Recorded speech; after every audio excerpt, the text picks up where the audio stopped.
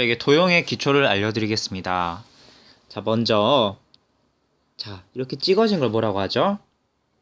그래요, 점이라고 합니다.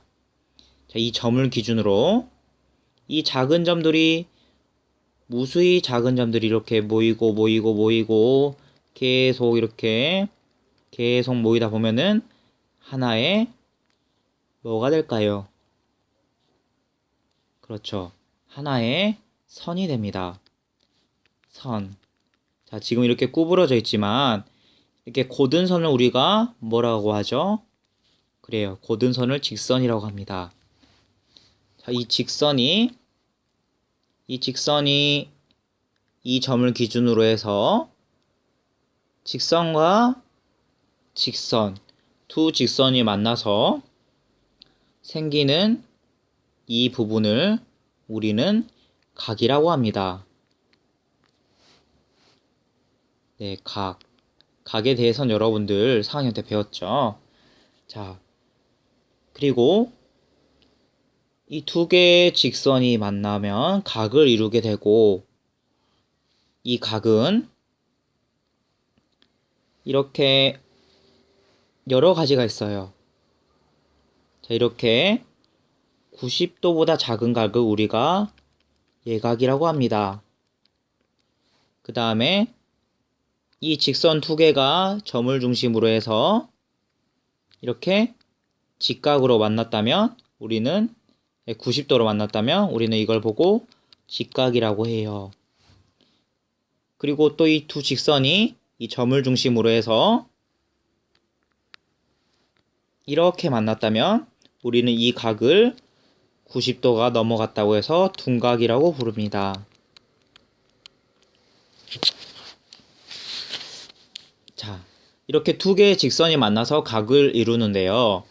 자, 이 직선이 세 개가 모이면 무엇이 될까요? 그래요. 직선이 세 개가 모이면 삼각형이 됩니다. 자, 삼각형인데 왜 삼각형이 될까요? 자, 이 앞에 있는 3이 숫자 3이에요. 그리고 이 각은 각을 의미합니다.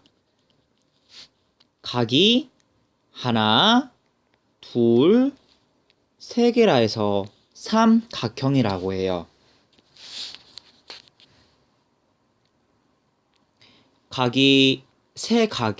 예각인 세 각이 모이면 예각삼각형. 그리고 직각이 하나가 끼게 되면 직각삼각형. 그리고 둔각이 하나 이렇게 끼게 되면 둔각삼각형이라고 합니다. 자, 각과 그리고 삼각형에 대해서 간단히 짚어봤고요. 자, 이번에는 선이 하나, 둘, 셋, 네 개가 만났어요. 이 선이 네 개가 만나면 우리는 각이 네 개다고 해서 뭐라고 합니까?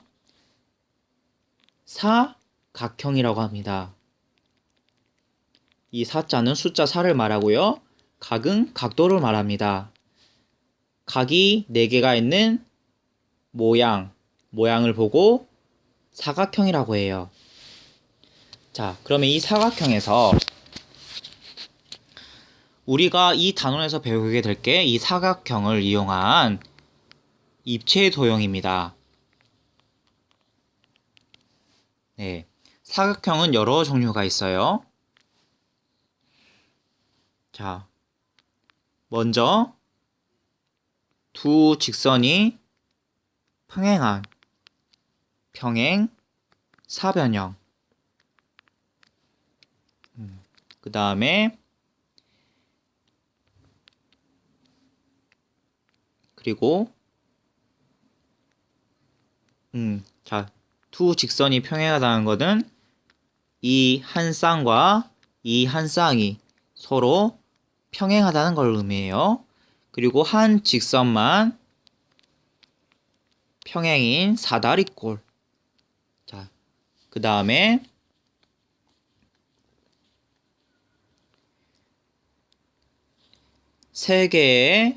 네 개의 변이 길이가 모두 똑같고 각도도 4개의 각이 모두 직각인 사각형.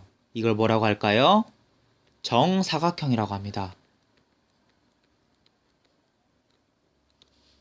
그 다음에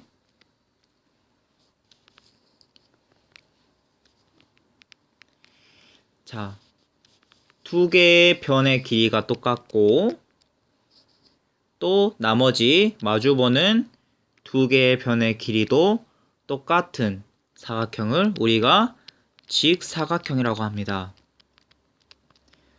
네, 정사각형과 직사각형의 특징은 4각이 모두 직각이에요. 사다리꼴과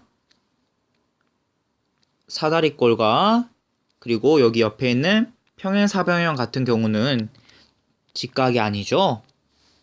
네, 우리가 2단원에서 배우게 될 입체도형은 이 사다리꼴과 평행사변형을 이용한 입체도형이 아닌 바로 이 직사각형과 그리고 정사각형을 이용한 입체도형을 공부할 겁니다.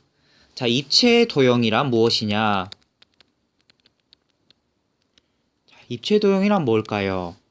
자, 먼저 지금 선생님이 그려놓은 도형들은 모두 종이 위에 그릴 수 있는 것들이에요. 네, 종이 위에 모두 보이게 그릴 수가 있어요. 하지만 입체, 여러분들 3D 입체 영화 막 보죠? 입체는 여러 면에서 볼 수 있는 걸 말합니다. 그러니까 입체 도형이란 여러 면에서 여러 면으로 볼 수 있는 도형을 말하죠. 자, 예를 들면 여러분들 집에 상자가 있을 거예요. 네, 상자 집에 있나요? 자, 이 상자는 여러분들이 상자를 꺼내놓고 한번 봐보세요. 옆에서도 보이고 위에서도 보이고 아래에서도 보이고 이쪽 옆에서도 보이고 뒤에서도 보이고 어떻게 보든지 네, 여러분들이 볼 수가 있습니다. 네, 그리고 여러분들 음료수 좋아하죠? 이런 탄산음료 같은 음료수도 여기서도 보든지 여기서도 보든지 여기서도 보든지 여기서도 보든지 어느 면에서나 볼 수가 있어요. 네. 하지만 이런 직사각형이나 정사각형은 종이 위에 그려진 것밖에 볼 수가 없죠. 자, 지금 선생님이 입체 도형이라고 예시로 그려놓은 이건 역시